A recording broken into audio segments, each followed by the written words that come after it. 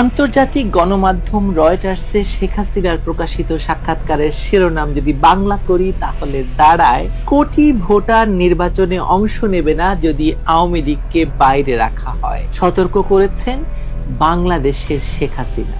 বাংলাদেশের শেখ হাসিনা সাক্ষাৎকারের সঙ্গে রয়টার্স যে ফাইল ছবিটি ছেপেছে সেখানে শেখ হাসিনাকে গার্ড অফ অনার নিতে দেখা যাচ্ছে। সম্ভবত বিদেশে কোনো সফরের সময় ছবিটি তোলা। ছবিটি নিছক অলংকার নয়, এটি একটি মেসেজ বা বার্তা। রয়টার্স বোঝাতে চেয়েছে শেখ হাসিনা এখনো আন্তর্জাতিক অঙ্গনে ততটাই প্রাসঙ্গিক যতটা ডক্টর ইউনূস নিজেকে আন্তর্জাতিক খেলোয়াড় মনে করুন না। রয়টার্স হয়তো বোঝাতে চেয়েছে যে শেখ হাসিনা আন্তর্জাতিক অঙ্গনে এতটাই প্রাসঙ্গিক যে যতই ডক্টর ইউনূস নিজেকে আন্তর্জাতিক খেলোয়াড় মনে করুন না কেন, শেখ হাসিনা এবং তার দলকে পাশ কাটিয়ে বাংলাদেশে গণতন্ত্র, স্থিতিশীলতা, রাজনীতি, উন্নয়ন কিছুই ফিরবে না। বোঝাই যাচ্ছে শেখ হাসিনার সাক্ষাৎকার প্রকাশের পর ডক্টর ইউনূসের সরকার বেশ নড়ে চড়ে বসেছে। দুদিন আগেই আমি বলেছিলাম যে আওয়ামী লীগ আন্তর্জাতিক অঙ্গনে খেলা শুরু করেছে। একে একে 3টি পদক্ষেপ এখন সেটি প্রমাণ করছে। জাতিসংঘ মহাসচিবের কাছে তারই সহযোগী প্রতিষ্ঠানের হাই কমিশনারের বিরুদ্ধে পক্ষপাত দুষ্ট আচরণের অভিযোগ, তারপর আন্তর্জাতিক অপরাধ আদালতে ডক্টর ইউনূসের বিরুদ্ধে রোম কনভেনশনের আওতায় মানবাধিকার লঙ্ঘনের অভিযোগ এবং সবশেষে 29শে অক্টোবর একসঙ্গে 3টি খ্যাতনামা আন্তর্জাতিক গণমাধ্যমে শেখ হাসিনার সাক্ষাৎকার প্রকাশ। আওয়ামী লীগ সত্যি পৃথিবীর ময়দানে একটি বড় চাল দিয়ে দিয়েছে। শেখ হাসিনার এই ত্রিমুখী টেক্কা আওয়ামী লীগের আন্তর্জাতিক পাল্টা কৌশলের প্রমাণ। ডক্টর ইউনূস নিজেকে বরাবরই আন্তর্জাতিক রাজনীতির খেলোয়াড় ভাবতে ভালোবাসেন, কিন্তু শেখ হাসিনার এই ত্রিমুখী টেক্কা দেখিয়ে দিয়েছে যে আন্তর্জাতিক অঙ্গনে কে আসল খেলোয়াড়। ইউনূস এখন কেবল তার প্রতিক্রিয়া দেখাতে পারবেন এবং প্রতিক্রিয়ায় একটা তার ধরা পড়া অস্থিরতার মধ্যে সীমাবদ্ধ থাকবে। এমনকি তার প্রেস উইং বা তার প্রোপাগান্ডা সচিব স্থানীয় গণমাধ্যমকে ভয় দেখাচ্ছে, চিঠি পাঠাচ্ছে। বিডি নিউজ 24 গতকাল একটি নিউজ ছেপেছিল যে আন্তর্জাতিক অপরাধ আদালতে গিয়েছে শেখ হাসিনার দল আওয়ামী লীগ, এবং এই খবর প্রকাশ করার পর তাদেরকে চাপ দিয়ে একটি প্রতিবাদ লিপি পাঠিয়েছে প্রেস উইং থেকে এবং বিডি নিউজ 24-কে সেটি প্রকাশ করতে বাধ্য করা হয়েছে। এই বাধ্য করা এটা স্পষ্ট করছে যে শেখ হাসিনার এসব সাক্ষাৎকার, এই আন্তর্জাতিক দৌড়ঝাঁপ ইউনূস সরকারের গায়ে আগুন ধরিয়ে দিয়েছে। এদিকে সামাজিক যোগাযোগ মাধ্যমেও তাদের সেন্সরের হাত পৌঁছে গেছে। ইউনূস বিরোধী ইউটিউব চ্যানেল বিশ্লেষণধর্মী কন্টেন্ট সবকিছুর রিচ কমিয়ে দিচ্ছে বলে অভিযোগ উঠেছে। অর্থাৎ মিডিয়া নিয়ন্ত্রণের যে খেলা বা মিডিয়া নিয়ন্ত্রণের যে অভিযোগ শেখ হাসিনার বিরুদ্ধে তারা এতদিন ধরে চালাতো, আজ সেটা তারা বহু গুণে ফিরিয়ে নিয়ে এসেছে নিজেদের টিকে থাকার লড়াইয়ের জন্য। রয়টার্স, এএপি এবং দ্য ইন্ডিপেন্ডেন্ট এই 3টি বিশ্বখ্যাত গণমাধ্যমে শেখ হাসিনার সাক্ষাৎকার একদিনে প্রকাশিত হয়েছে।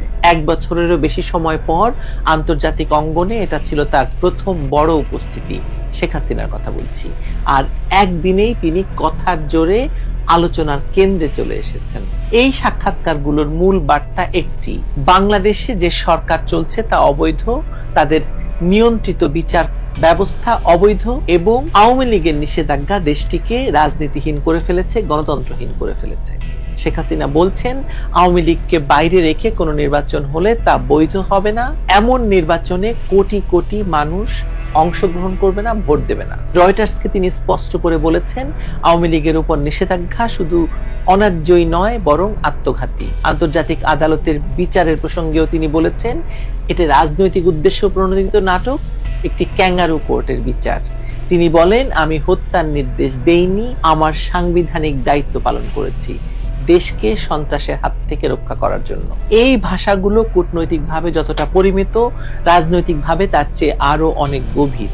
তিনি সরাসরি বিশ্বকে বলছেন বাংলাদেশে যে সরকার চলছে সেটা গণতান্ত্রিক নয়, অবৈধ, এবং সেই সরকারের নেতৃত্বে থাকা মানুষটি প্রকৃত অপরাধী।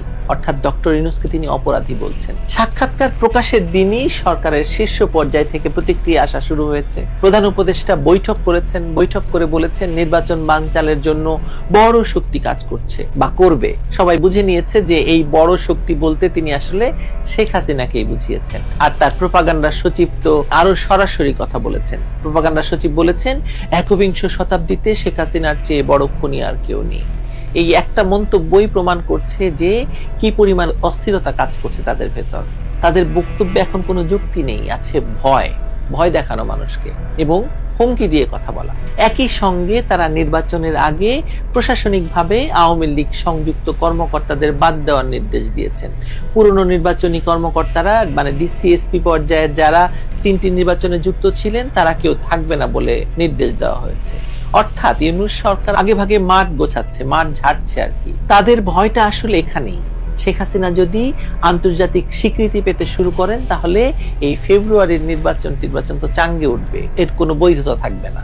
আওয়ামী লীগের আন্তর্জাতিক কৌশলটা এখানে স্পষ্ট। তারা দেশীয় ময়দানে দমন পীড়ন নিপীড়নের শিকার হলেও আন্তর্জাতিক পর্যায়ে তাদের যে উপস্থিতি, আইনি পদক্ষেপ এবং তথ্য যুদ্ধে তারা প্রবেশ করেছে। শেখ হাসিনার সাক্ষাৎকারগুলো ছিল সেই কৌশলের প্রকাশ্য রূপ। এই সাক্ষাৎকারের ঠিক আগেই জাতিসংঘে পাঠানো চিঠি এবং আন্তর্জাতিক অপরাধ আদালতে মামলা, দুটো ঘটনাই আসলে আন্তর্জাতিক এজেন্ডা পুনর্গঠনের ইঙ্গিত। শেখ হাসিনা জানেন তার বিরুদ্ধে মামলা যতই রাজনৈতিক হোক, আন্তর্জাতিক গণমাধ্যমে যুক্তি তুলে ধরতে পারলে এই খেলার গতিপথ বদলে যাবে। রোম কনভেনশনের আওতায় ইউনূস সরকারের বিরুদ্ধে মানবাধিকার লঙ্ঘনের অভিযোগ দায়ের, এটাও এক ধরনের পথ, এটাও এক ধরনের উপায়। ইউনূস আন্তর্জাতিক পরিসরে যতটা পরিচিত, আওয়ামী লীগের এই যে প্রচার মেশিন ততটা পরিপক্ক। এখন সেটাই কাজে লাগানো হচ্ছে। 3টি সাক্ষাৎকার মিলিয়ে শেখ হাসিনা মূলত 6টি পয়েন্ট তুলে ধরেছেন। 1 নম্বর পয়েন্ট হচ্ছে ইউনূস সরকার অবৈধ এবং তার নিয়ন্ত্রিত বিচার ব্যবস্থা বৈধতা হারিয়েছে। 2 হচ্ছে জুলাই সহিংসতায় তিনি কোনো হত্যার নির্দেশ দেননি, নিরাপত্তা বাহিনী আত্মরক্ষায় গুলি চালিয়েছে অর্থাৎ, এবং সেটা নিয়ম কানুন মেনে। আইন শৃঙ্খলা রক্ষাকারী বাহিনী যখন আক্রান্ত হয় তখন তাদের নিয়ম আছে, তখন তারা রুলস এন্ড রেগুলেশন মেনেই তারা আত্মরক্ষায় গুলি চালাতে পারে। অর্থাৎ শেখ হাসিনা এই সাক্ষাৎকারেও আইন শৃঙ্খলা রক্ষাকারী বাহিনীকে দোষী সাব্যস্ত করেননি, তিনি বরং তাদের পাশে দাঁড়িয়েছেন। তাদের আত্মরক্ষায় গুলি চালানোর যে অধিকার আছে তিনি সেটি স্পষ্ট করেছেন। 3 নাম্বার হচ্ছে আওয়ামী লীগকে নিষিদ্ধ করে দেশ রাজনীতি শূন্য করে ফেলা হয়েছে, দেশ অগণতান্ত্রিক হয়ে গেছে, আওয়ামী লীগ ছাড়া কোনো নির্বাচন বৈধ নয়, এটা 4 নাম্বার। এবং 5 নাম্বারে তিনি বলেছেন তিনি দেশে ফিরতে চান, তবে নিরাপদ এবং বৈধ সরকার না আসা পর্যন্ত তিনি ফিরবেন না। আর 6 নাম্বারে তিনি বলেছেন আওয়ামী লীগ নেতৃত্ব পরিবার নির্ভর নয়, তার দল গণতান্ত্রিক ভাবেই টিকে থাকবে, কোনো ব্যক্তি বা পরিবারের উপর তার দলটি নির্ভরশীল নয়। দলটি এমন স্বয়ংসম্পূর্ণ, এমন শক্তিশালী একটি দল যে বাংলাদেশে গণতান্ত্রিক রাজনৈতিক দল বলতে আওয়ামী লীগকেই বোঝায়। এই 6টি পয়েন্টের ভেতর একটি নিরবচ্ছিন্ন বার্তা আছে, একটি স্পষ্ট বার্তা আছে। সেটি হচ্ছে তিনি এখনো বাংলাদেশে বৈধ নেতৃত্বের দাবিদার এবং তার রাজনৈতিক প্রত্যাবর্তন কেবল সময়ের ব্যাপার মাত্র। ডক্টর ইউনূস যতটা আন্তর্জাতিক মিডিয়া বান্ধব, শেখ হাসিনা ঠিক ততটাই রাজনৈতিকভাবে অভিজ্ঞ।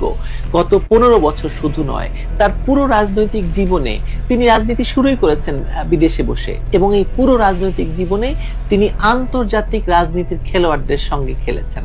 এবং আপনি লক্ষ্য করে দেখবেন যে গত 15 বছরে শেখ হাসিনা যে পরাশক্তিগুলোর সঙ্গে ভারত, চায়না, রাশিয়া, আমেরিকা, ইউরোপীয় ইউনিয়ন সবাইকে তিনি এমন ভাবে ম্যানেজ করে রাজনীতি করেছেন যে বাংলাদেশকে তিনি অন্য রাজনৈতিক ময়দানে নিয়ে গিয়ে ফেলেছিলেন। ইউনূস একজন বক্তা, ইউনূস আন্তর্জাতিক সম্মেলনে বক্তৃতা দেন, কিন্তু শেখ হাসিনা আন্তর্জাতিক রাজনীতিতে অংশগ্রহণকারী, তিনি রাজনীতির পার্ট। একসময় ইউনূসের নোবেল ছিল তার বড় সম্পদ, এখন সেটা তার সবচেয়ে বড় দায় হয়ে দাঁড়িয়েছে, কারণ আং সান সুচির মতো তাকেও নৈতিক প্রশ্ন আক্রমণ করতে শুরু করেছে। যেভাবে সুচি রোহিঙ্গা নির্যাতনের পর আন্তর্জাতিক মহলে মর্যাদা হারিয়েছিলেন, ইউনূসও আজ সেই পথে হাঁটছেন। শেখ হাসিনার সাক্ষাৎকারের পর আন্তর্জাতিক মহলে তার নৈতিক অবস্থান আরো নড়বড়ে হয়ে গেছে। শেখ হাসিনা বাংলাদেশের রাজনীতিতে অনেক বেশি প্রাসঙ্গিক, অনেক বেশি ধারাবাহিক। তাকে অনেকে হয়তো বলেন মুখরা, তিনি রাজনৈতিক শিষ্টাচার মানেন না, তিনি পটপট করে কথা বলেন, কিন্তু এই কথা বলা কঠিন যে তিনি নির্বিচারে হত্যার নির্দেশ দিয়েছেন, এটি কোনো বিশ্লেষক মানতে চান না। এ কারণে মানতে চান না কারণ বিগত 15 বছরে তিনি কর্তৃত্ববাদী হয়েছিলেন বটে, কিন্তু তার শাসনকালে তিনি বিরোধীদের বিরুদ্ধে যেসব ব্যবস্থা নিয়েছেন তার সবগুলো আইনানুগ ছিল। যুদ্ধাপরাধের বিচারের কথা বলুন বা খালেদা জিয়ার মামলার কথা বলুন, যুদ্ধাপরাধের বিচার তিনি নিয়ে এসেছিলেন তাদের এজেন্ডায়, দলীয় ম্যানিফেস্টোতে, এবং মানুষের ম্যান্ডেট নিয়ে এসে তিনি যুদ্ধাপরাধের বিচার করেছেন। খালেদা জিয়ার বিচার হয়েছে নিয়মিত আদালতে। সবচেয়ে তাৎপর্যপূর্ণ হলো 1975 সালের 15 আগস্ট বঙ্গবন্ধু সহ তার সপরিবারে যে হত্যাকাণ্ডের ঘটনা ঘটেছে সেই বিচারটি তিনি করেছেন বিচারিক আদালতের মাধ্যমে, কোনো বিশেষ ট্রাইব্যুনাল গঠনের না করেই। এইভাবে 21শে আগস্টের গ্রেনেড হামলার বিচারও হয়েছে বিচারিক কাঠামোয়। এতগুলো দৃষ্টান্ত প্রমাণ করে যে শেখ হাসিনা তার রাজনৈতিক প্রতিপক্ষের প্রতি প্রতিশোধ পরায়ণ ছিলেন না, বরং বিচার প্রক্রিয়ার প্রতি আস্থাশীল ছিলেন। তার সরকার যত কঠোরই হোক না কেন আইন বহির্ভূত হত্যার অনুমোদন তিনি দেননি। জুলাইয়ের সন্ত্রাস এবং অভ্যুত্থানের পর থেকে বাংলাদেশে আওয়ামী লীগের কার্যক্রম নিষিদ্ধ, আওয়ামী লীগের নেতাকর্মীরা হত্যাকাণ্ডের শিকার, বিনা বিচারে আটকের শিকার, ব্যবসাপাতি সব লুট হয়ে গেছে। কিন্তু এই দলটি ছাড়া কোনো রাজনৈতিক ভারসাম্য রাখা যে সম্ভব নয়, এ কথা শেখ হাসিনা তার সাক্ষাৎকারে তুলে ধরেছেন। তার যুক্তি ছিল খুব সরল, যতদিন না আওয়ামী লীগ রাজনীতি করার অধিকার ফিরে পাবে ততদিন বাংলাদেশে স্থিতিশীলতা ফিরবে না, বাংলাদেশে গণতন্ত্র ফিরবে না, বাংলাদেশে রাজনীতি ফিরবে না। এই বক্তব্যই এখন আন্তর্জাতিক মহলে আলোচনার কেন্দ্রবিন্দু হয়ে উঠেছে। কারণ আওয়ামী লীগকে বাদ দিলে বাংলাদেশের গণতন্ত্র একপাক্ষিক হয়ে যায়, বাংলাদেশের রাজনীতি একপাক্ষিক হয়ে যায়, এবং আপনি বিএনপি, জামাত, এনসিপি সব আসলে একই রাজনীতি করে, ওই এক দলের রাজনীতি তো চলবে না। সেই বাস্তবতা বুঝেই পশ্চিমা বিশ্ব, বিশেষ করে ইউরোপীয় ইউনিয়ন এবং যুক্তরাষ্ট্র এখন ইনক্লুসিভ ইলেকশন বা অংশগ্রহণমূলক নির্বাচনের কথা, মানে শব্দটা বারবার ব্যবহার করতে শুরু করেছে। শেখ হাসিনা এবং তার দল আওয়ামী লীগের ইতিহাস দীর্ঘ এবং গণতান্ত্রিক ভাবে প্রথিত। শেখ হাসিনা কখনো নিস্তরঙ্গ রাজনীতিবিদ ছিলেন না, তিনি বোবা রাজনীতিবিদ নন। তিনি আক্রমণ করেন আবার প্রতিরোধ করতে জানেন। তার শক্তি কথার জোরে, বাক্যবাণে প্রতিপক্ষকে ঘায়েল করা তার পুরনো অভ্যাস, এটাই তার রাজনীতি। তবে তিনি যে নির্বিচারে হত্যার নির্দেশ দিতে পারেন না বা দেননি সেটা প্রত্যেকটি বিশ্লেষক মনে করেন, এবং এই আলোকেই আপনি দেখবেন যে প্রত্যেকটা সাক্ষাৎকার নেওয়া হয়েছে। তার রাজনৈতিক আচরণের ইতিহাস, বিচার প্রক্রিয়ার প্রতি তার সংযম, সম্মান এবং প্রতিপক্ষকে ন্যূনতম আইনি সুযোগ দেওয়ার দৃষ্টান্ত, এগুলোই প্রমাণ করে যে তিনি সেটা করতে পারেন না। যেভাবে সন্ত্রাস এবং ভয়ঙ্কর সন্ত্রাসের মাধ্যমে ইউনূস সরকার ক্ষমতা দখল করেছে এবং আওয়ামী লীগের কার্যক্রম নিষিদ্ধ করেছে, তাতে বাংলাদেশে গণতন্ত্র কার্যত শ্বাসরুদ্ধ হয়ে পড়েছে, এবং এ কারণেই ডক্টর ইউনূসকে এখন উল্টো মানুষ দোষারোপ করতে শুরু করেছে গণতন্ত্র হত্যাকারী হিসাবে। তিনটি আন্তর্জাতিক গণমাধ্যমের সাক্ষাৎকার শুধু শেখ হাসিনার অবস্থান নয়, বাংলাদেশের রাজনীতির গতিপথ বদলে দিয়েছে। ইউনূস এখন বুঝতে পেরেছেন এই টেক্কা, মানে শেখ হাসিনার এই টেক্কা শুধু রাজনৈতিক নয়, কূটনৈতিকও। আর এই কারণেই তিনি কাঁপছেন, কারণ তাকে তো এর পাল্টা চাল চালতে হবে।